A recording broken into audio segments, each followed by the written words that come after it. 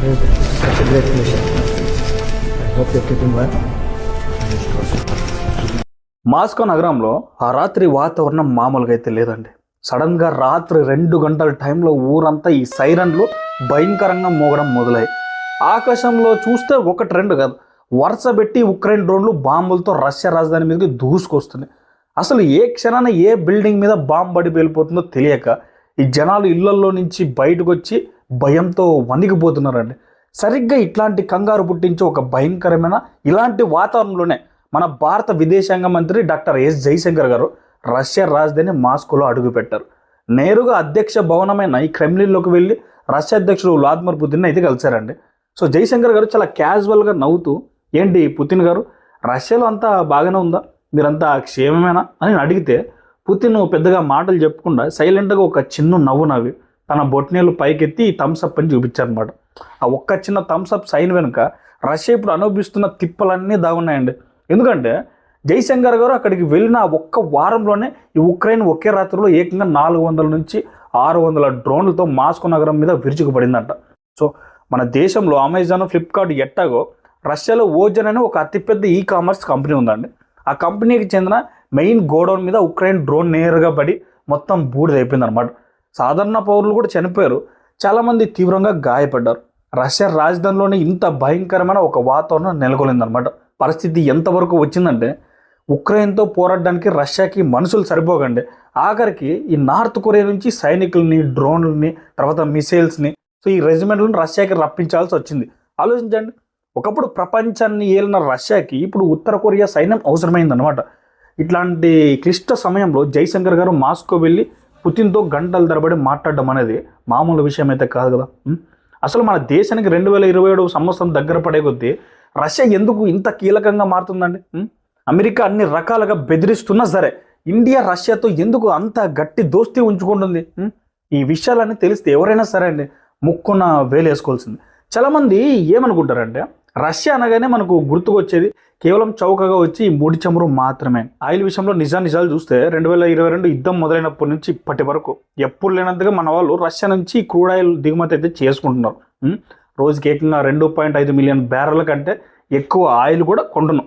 గత 5-6 ఏళ్ల చరిత్రలో ఇది ఆల్ టైమ్ బిగ్గెస్ట్ రికార్డు. ఒకవైపు అమెరికా నుంచి మీరు కానీ రష్యా దగ్గర ఆయిల్ కొంటే మీ దేశ ఉత్పత్తులపై 100% ట్యాక్స్ వేస్తాం, పెనాల్టీలు వేసి మిమ్మల్ని వ్యాపారంలో దెబ్బతీస్తామని ఈ వార్నింగ్లు ఇస్తూనే ఉన్నాయి కదా. అయినా సరే మన వాళ్ళు మాత్రం ఏ మాత్రం భయపడకుండా ఇంకా ఎక్కువ ఆయిల్ని కొంటూనే ఉన్నారు కదా. మన 2 దేశాల మధ్య వ్యాపారం ఈ ఒక్క సంవత్సరంలోనే 8 నుంచి 10% పెరిగిందండి. 2030 నాటికి ఇది $100 బిలియన్ చేరుకుంటుందని జైశంకర్ గారు చాలా కాన్ఫిడెంట్గా చెప్పారు. అయితే ఇక్కడ అసలు సీక్రెట్ ఆయిల్ ఒకటే కాదు స్వామి, దీని వెనుక మన దేశంలో ఉన్న కోట్ల మంది రైతుల కడుపు నింపి ఒక ఊహించని ఒక పెద్ద వ్యూహం కూడా ఉంది. చాలామందికి తెలియని ఒక నిజం చెప్తాను వినండి. 2027 సంవత్సరంలో ప్రపంచవ్యాప్తంగా భయంకరమైన ఒక ఆహార కొరత, ఎరువుల సంక్షోభం రాబోతుందని అమెరికాకు చెందిన జేపీ మోర్గన్ లాంటి అంతర్జాతీయ ఇన్వెస్ట్మెంట్ బ్యాంకులు ఆల్రెడీ హెచ్చరించాయండి. అసలు ఎరువులకు ప్రపంచ ఆహార కొరతకు సంబంధం ఏంటని మీకు అనుమానం కూడా రావచ్చు. మన చేలల్లో ఈ వరి, గోధుమ, జొన్న, పత్తి పంటలు వేసినప్పుడు యూరియా, డిఏపి ఇలాంటి రసాయన ఎరువులు వేస్తేనే పంట సరిగ్గా ఎదుగుతుంది కదండి, దిగుబడి కూడా వస్తుంది. ప్రపంచం మొత్తానికి అవసరమయ్యే యూరియాలో దాదాపు 42% ఒక మిడిల్ ఈస్ట్లో అంటే అరబ్ దేశాల నుంచే సరఫరా అవుతుంది. కానీ ఇప్పుడు మిడిల్ ఈస్ట్లో ఇజ్రాయెల్, ఇరాన్, యెమన్ ఈ గొడవల వల్ల అక్కడ గ్యాస్ ప్లాంట్లు, కెమికల్ ఫ్యాక్టరీలు, డ్రోన్ల దాడుల్లో ధ్వంసం అయిపోతున్నాయి కదండి. ఇక్కడ ఒక ఆసక్తికరమైన సైన్స్ నిజం ఏంటంటే ఈ యూరియా ఎరువులను ఏదో మట్టితోనో చెట్లతోనో తయారు చేయరు. న్యాచురల్ గ్యాస్ అంటే సహజ వాయువు నుంచి ఈ అమ్మోనియా తయారు చేసి దాంతో యూరియా ఎరువును తయారు చేస్తారనమాట. సో ప్రపంచంలోనే అత్యధికంగా ఈ కెమికల్ ఫెర్టిలైజర్స్ తయారు చేసే సామర్థ్యం ఉన్న దేశాల్లో రష్యా నెంబర్ 1 స్థానంలో ఉందండి. ఇప్పుడు ఒకవేళ ఈ మిడిల్ ఈస్ట్లో యుద్ధం వల్ల ఎరువుల సరఫరా ఆగిపోతే ప్రపంచమంతా అండి ఎరువుల కోసం అల్లాడిపోతుంది కదా. అదే కానీ జరిగితే ఈ యూరియా బస్తాల ధరలు ఆకాశాన్ని తాకుతాయి. మన దేశంలో రైతులకు సమయానికి ఎరువులు దొరకకపోతే ఈ పంటల దిగుబడి సగానికి సగం పడిపోతుంది కదా. దానివల్ల మార్కెట్లు ఈ బియ్యం, పప్పులు, కూరగాయలు వీటి ధరలనేవి అడ్డుగోలుగా పెరిగిపోయి సామాన్యుడికి తిండి దొరక్క అల్లాడిపోవాల్సి వస్తుంది కదా. సరిగ్గా ఇక్కడే రష్యా అధ్యక్షుడు పుతిన్ మన విదేశాంగ మంత్రి జైశంకర్కి ఒక ఊరటనిచ్చే పెద్ద హామీ ఇచ్చారంటండి. మీ దేశంలో ఉన్న రైతులకు ఎంత ఫెర్టిలైజర్స్ కావాలో అంతా మేము సరఫరా చేస్తాం, మా సప్లైను ముందుకు ఇంకా పెంచుతామని పుతిన్ అయితే హామీ ఇచ్చారండి. ఒకవేళ ఉక్రెయిన్ డ్రోన్లు రష్యాలోని యూరియా ఫ్యాక్టరీలపై పడకుండా అంటే రష్యా కాపాడుకోగలిగితే 2021 నాటికి రాబోయే ఆ పెద్ద ప్రపంచ ఆహార సంక్షోభం నుంచి ఇండియా చాలా ఈజీగా బయటపడుతుంది. అమెరికా ఎంత బెదిరిస్తున్నా సరే మనం రష్యాతో ఈ సంబంధాలు కొనసాగించడానికి అసలు కారణం మన రైతులు, మన దేశ తిండి తిప్పలే. ఇంతటితో ఆగకుండా రాబోయే రోజుల్లో రష్యా అధ్యక్షుడు పుతిన్ మన ప్రధాని నరేంద్ర మోదీ కనీసం 3 సార్లు నేరుగా ముఖాముఖి సమావేశం కాబోతున్నారు. మొదటగా ఈ కిర్గిస్థాన్లో జరగబోయే షాంఘై కార్పొరేషన్ ఆర్గనైజేషన్ సమ్మిట్లో ఇద్దరు అయితే కలుస్తారండి.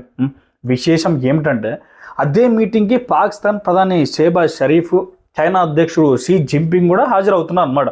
దాని తర్వాత మన భారతదేశం ఆతిథ్యం ఇవ్వబోయే బ్రిక్స్ సమ్మిట్కి పుతిన్ స్వయంగా ఢిల్లీకి రాబోతున్నారు. ఆ తర్వాత ప్రతి ఏటా జరిగే ఇండియా రష్యా ఈ ప్రత్యేక వార్షిక సమావేశం కూడా ఉండనుందండి. అంటే ఒకే సంవత్సరంలో 3 పెద్ద నాయకులు వరుసగా సమావేశమై ప్రపంచ రాజకీయాలను మలుపు తిప్పే కీలక నిర్ణయాలు తీసుకోబోతున్నారు అన్నమాట. ఈ సమావేశంలో రాబోయే మరొక మైండ్ బ్లోయింగ్ అంశం ఏంటంటే న్యూక్లియర్ పవర్, అంటే అణు విద్యుత్. ప్రస్తుతం తమిళనాడులోని ఈ కూడంకులంలో రష్యా సాంకేతిక సహాయంతో పెద్ద అణు విద్యుత్ కేంద్రం నడుస్తున్న సంగతి మనందరికీ తెలుసు కదండి. కానీ ఇప్పుడు ఈ రష్యా మనకు ఒక సరికొత్త ప్రతిపాదన తెచ్చింది. అదేంటంటే స్మాల్ మోడ్యులర్ రియాక్టర్లు, అంటే చిన్నపాటి అణు విద్యుత్ ప్లాంట్లు. అసలు ఇవేంటో మీకు చాలా సింపుల్గా అర్థమయ్యేలా ఒక ఉదాహరణ చెప్తాను, వినండి. మన ఊర్లో ఒక పెద్ద పవర్ ప్లాంట్ లేదా కరెంటు సబ్స్టేషన్ కట్టాలంటే ఏళ్ళు పడుతుంది కదా. వందలాది ఎకరాలు ఖాళీ జాగా కావాలి, వేల కోట్లు ఖర్చు అవుతుంది. అదే మన ఇంట్లో ఒక చిన్న ఇన్వర్టర్ లేదా పవర్ బ్యాంక్ ఉంటే ఎప్పుడు పడితే అప్పుడు ఈ ప్లగ్ఇన్ చేసి కరెంటు వాడుకోవచ్చు కదా. ఇవి కూడా సేమ్ అంతే అండి. ఒక పెద్ద న్యూక్లియర్ రియాక్టర్ కట్టడానికి 10-15 ఏళ్ళు పడితే ఈ చిన్న మాడ్యులర్ రియాక్టర్ను ఈ ఫ్యాక్టరీలోనే చిన్న చిన్న పార్ట్లుగా తయారు చేసి ఏ నగరానికి కావాలంటే ఆ నగరానికి లారీలో తీసుకెళ్ళి కొన్ని నెలల్లోనే అసెంబుల్ చేయొచ్చు అనమాట. ఈ ఒక్కసారి స్టార్ట్ అయితే 5 ఏళ్ల వరకు మళ్ళీ ఇంధనం మార్చాల్సిన అవసరమే ఉండదంట. మన దేశంలో వేగంగా పెరుగుతున్న వైజాగ్, విజయవాడ, తర్వాత ఈ తిరుపతి ఇలాంటి స్మార్ట్ సిటీలకు లేదా పెద్ద పెద్ద పారిశ్రామిక ప్రాంతాలకు ఇవి విపరీతమైన కరెంట్ని ఇస్తాయి. అంతటితో ఆకుండా ఈ చిన్న రియాక్టర్లకు కావాల్సిన అణు ఇంధనాన్ని ఈ న్యూక్లియర్ ఫ్యూయల్ అంటే నేరుగా ఈ భారతదేశంలో తయారు చేసే టెక్నాలజీ అనేది ట్రాన్స్ఫర్ చేస్తామని రష్యా ముందుకు వచ్చిందనమాట. ఇది కానీ వర్కౌట్ అయితే మన దేశంలో విద్యుత్ రంగంలో తిరుగు ఉండదండి. ప్రస్తుతం రష్యా పరిస్థితి ఒకసారి గమనిస్తే అమెరికా, యూరప్, జపాన్ ఇలాంటి పాశ్చాత్య దేశాలన్నీ రష్యాకి పూర్తిగా తలుపులు మూసేసాయి. రష్యాపై కఠినమైన ఆర్థిక ఆంక్షలు విధించి ఊపిరాడకుండా చేయాలని చూస్తున్నాయండి. ఇట్లాంటి టైంలో రష్యాకి ప్రపంచంలో మిగిలిన 2 పెద్ద దిక్కులు, ఒకటి చైనా, రెండోది మన భారతదేశం. అయితే చైనా నమ్మదగిన దేశం కాదని, ఏ క్షణమైనా వెన్నుపోటు పొడుస్తుందని రష్యాకి బాగా తెలుసు కదా. పైగా హిస్టరీ చూస్తే చైనా ఎప్పుడు తన స్వార్థమే చూసుకుంది. అందుకే భారతదేశంలో అంటే నమ్మకమైన ఒక నిజమైన మిత్రుడితో బంధాన్ని మరింత బలపరచుకోవడానికి పుతిన్ తీవ్రంగా ఆరాటపడుతున్నారు. మరొక వైపు నుంచి అమెరికా ఇవన్నీ ఊరికే చూస్తూ ఊరుకోదు కదండి. మనం రష్యా దగ్గర నుంచి రికార్డు స్థాయిలో ఆయిల్ కొంటున్నాం, ఎరువులు ఒప్పందాలు చేసుకున్నందుకు మన దేశంపై ఏదో ఒక రకమైన ఆంక్షలు వేయడానికి, ఆర్థికంగా ఈ ఒత్తిడి తేవడానికి ప్రయత్నిస్తూనే ఉంటుందండి. రాబోయే రోజుల్లో అమెరికా అధ్యక్ష ఎన్నికలు తర్వాత లేదా గ్లోబల్ పాలసీల్లో మార్పులు వచ్చాక ఇండియా మీద ఒత్తిడి ఇంకా పెరుగుతుందన్నమాట. కానీ భారత్ మాత్రం ఎవరి బెదిరింపులకు లొంగకుండా తన స్వయం ప్రతిపత్తిని కాపాడుకుంటూ చాలా తెలివిగా అడుగులు అయితే ముందుకేస్తుందండి. మన దేశ అవసరాలు, మన రైతుల సంక్షేమం, మన దేశ ఇంధన భద్రతకే మొదటి ప్రాధాన్యం ఇస్తుంది కదా. మొత్తంగా చూసుకుంటే ఎక్కడో మాస్కో వీధుల్లో రాత్రి వేళల్లో పడుతున్న డ్రోన్ బాంబుల శబ్దాల నుంచి మొదలైన ఈ జియో పాలిటిక్స్ కథ అనేది నేరుగా మన ఊరి పొలాల్లో రైతులు చల్లే యూరియా బస్తా వరకు, మన ఇళ్లలో వాడే కరెంటు వరకు ముడిపడి ఉందన్నమాట. ప్రపంచంలో ఎన్ని యుద్ధాలు జరిగినా, ఏ పెద్ద దేశాలు కొట్టుకున్నా మన దేశ ప్రయోజనాలే పరమావధిగా భారత దౌత్యం ముందుకు అడుగు వేస్తుంది. రాబోయే రోజుల్లో మోదీ, పుతిన్ సమావేశాలు ఎలాంటి సంచలన నిర్ణయాలు బయటకు వస్తాయో వేచి చూడాలండి. వీటి గురించి మీరేమనుకున్నారు కామెంట్ చేయండి. Thank you for watching. జై హింద్, జై భారత్, వందే మాతరం.